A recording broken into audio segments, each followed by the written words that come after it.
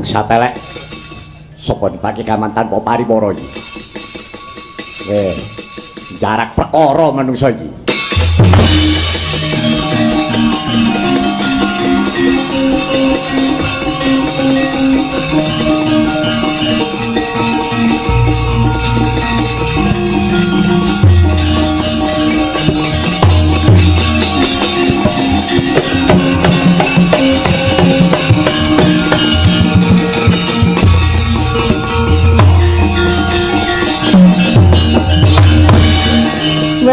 ora cocok karo kondang soramuk kaya ngono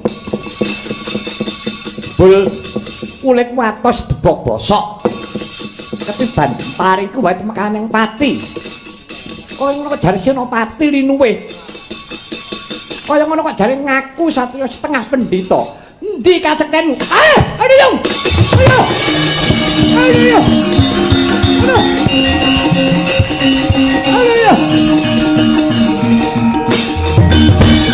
Parat bana sapa kuwi? Aku Rukmarata.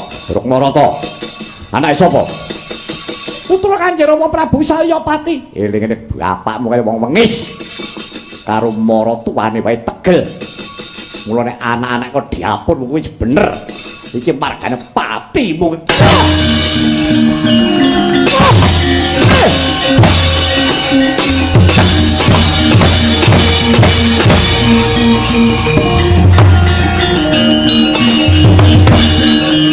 Salya sawangen anakmu mudar iki lho. Anakmu mudar ajur kumur-kumur bangkin.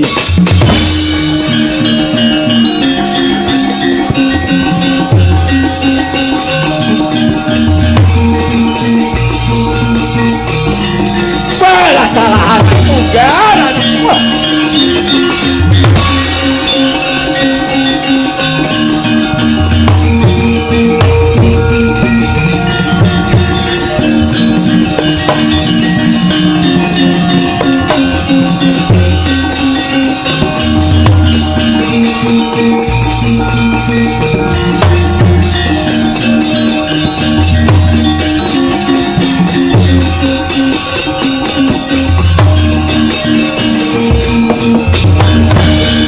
Wah ing kono ta wau rame-rame ning peperangan Haratayuda Jaya pinangun. Ana ratu buta nimbrung saking Dirgantara nggih Prabu Kala Senggi. Amung ngupadi kadang panengah Pandhawa Raden Arjuna. Sing dianggep kuwi wong bagus cetha yen kuwi Janaka.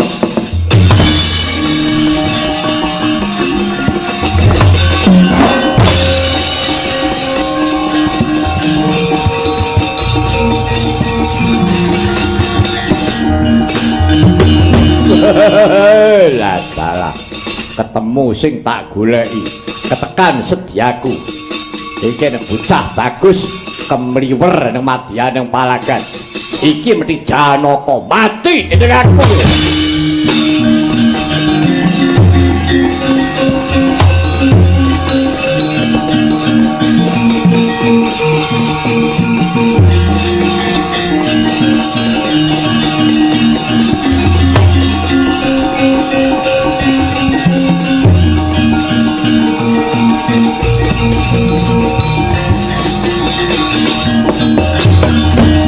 tetep kacarita kaya ta mangkono ing cipta Bambang Irawan mileng-miling pados mengsah kinarya neter marang kadibyan nanging datan unika sangkaning bilahi saking Dirgantara umriyang krembyah nenggih Kala Senggi nyaut janggane Sang Irawan.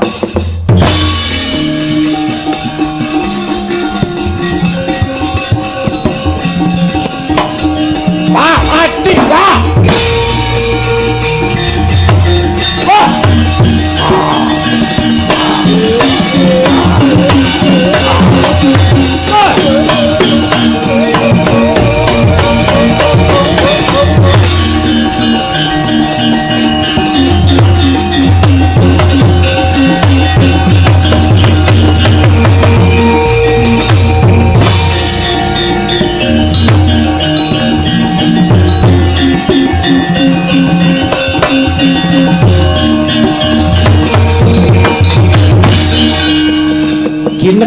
janggane Sang Irawan lawan Prabu Kala Srenggi kinemah-kemah ginilut-gilut pundake eling-eling Bambang Irawan putra Madukara ingkang darbe kaseteng linangkung nadyan kacakot janggane maksih henget Purwodaksina kathah sigra menuju riga katamaken jajanira Prabu Kala Srenggi pecah sampyuh prayagung kekalih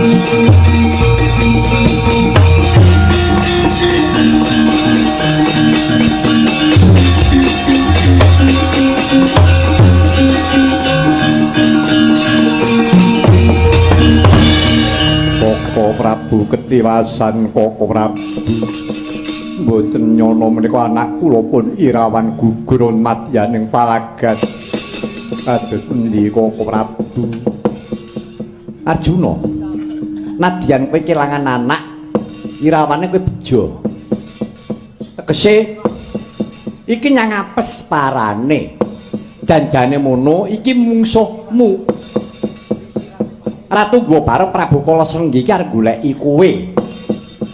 Arep marsasra wirange bapakne Kang Rikala Semana wis mbok sirnakake. Ya kuwi Jata Gimbal kawan Jata Gini.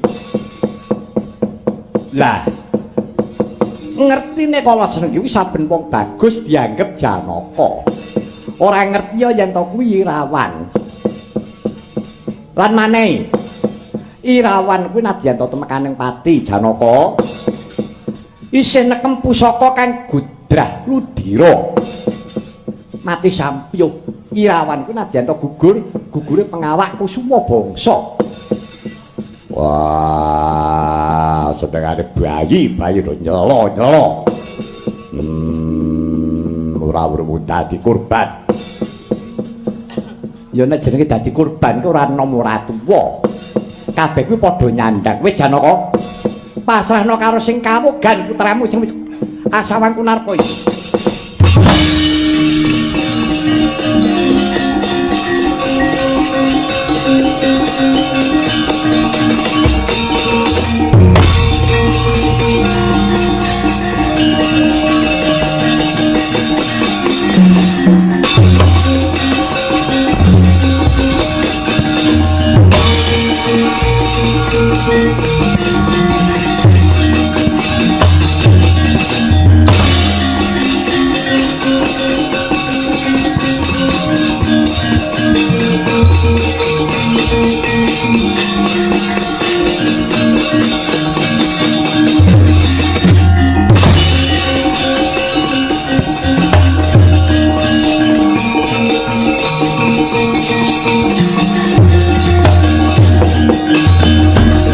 Kadarta sang Begawan Bisma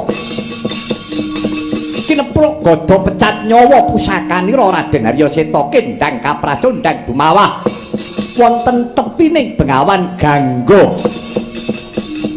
nganti rikala semana datenenget Purwodaksina sinten ingkang kekejer wonten ing antariksa kajawi ingkang ibu Bathari Gangga ya Ganggawati.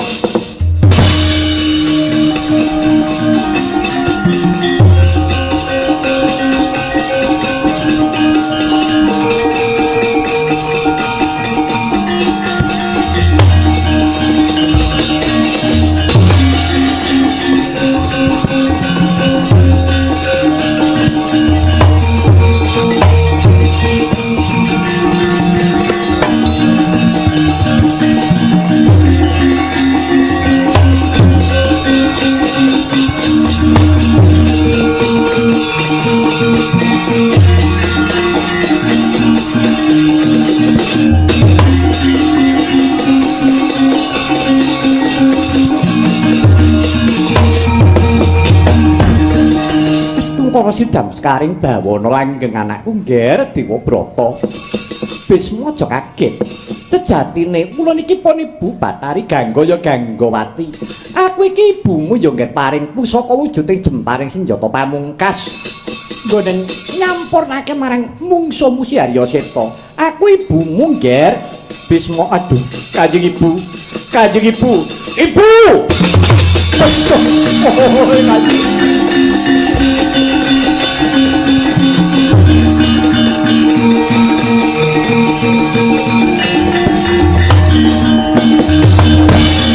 Oh, Kanjeng Ibu. Dimaksud sembahan kula Ibu, pepunden kula. Inggih. Paduka paring sarana pusaka kemawon kula badhe ngabekti kemawon ngantos mboten saged karana paduka lampah kadewatan. Inggih, Ibu, ngaturaken genging panuwun ingkang tanpa pepindhan. Nadyan kula rikala semanten air ngantos kula dumugi dewasa ngantos dumugi sepuh kados dereng saged ngaturaken sungkem kaliyan Kanjeng Ibu. Ibu, hamba bilih menika sungkem kula ingkang wekasan Kanjeng Ibu. Mugi-mugi kemawon peparing paduka pusaka jemparing pamungkas kenging kula nggih nyirnakaken mengsah kula.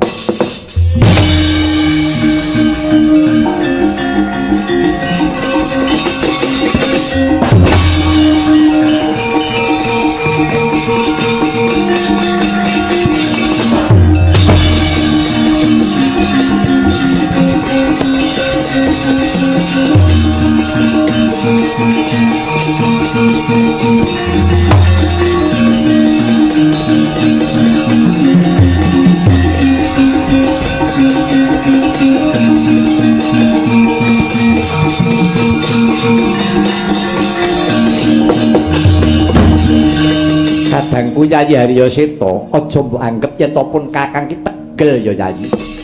Pun Kakang iki mung sak derma mestuti keparinging Bathara yen to siadi dina iku wis temeka kala mangsane kudu manjing luka baka. Seta mbok menawa ya pusaka iki kang bakal ngetrake balimu marang kasuwargan Seta.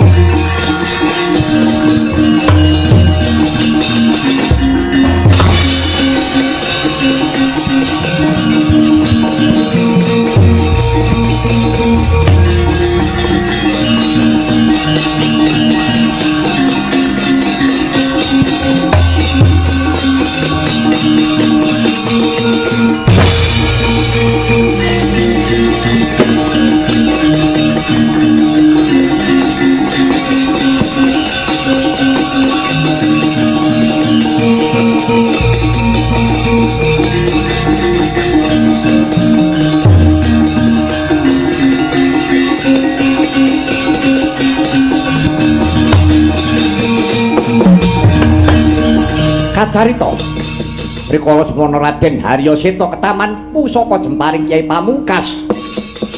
Pusakane ora begawan Bisma peparingi ra ingkang Ibu Dewi Ganggawati. Tumanceping jaja. Wis gugur pengawak kusuma bangsa amungka wis tingarah ingkang mijil saking jaja. Deres kadya dineres. Nanging yektine Raden Harya Seta wis dumugi ning sirna nadyan wis mekaning pati Raden Harya Seta isih katon gagah mbregagah mati ngadeg Harya Seta.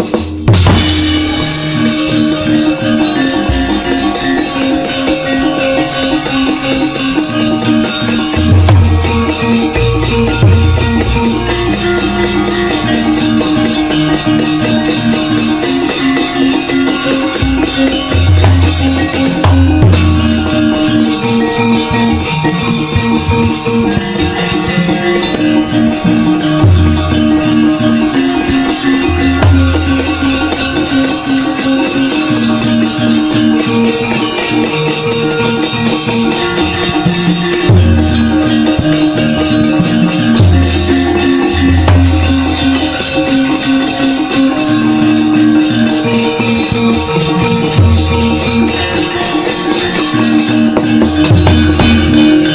ngungun jroning penggalih Narendra Dwarawati. Mriksane kasekteni Sang Begawan Bisma kang edapi-dapi.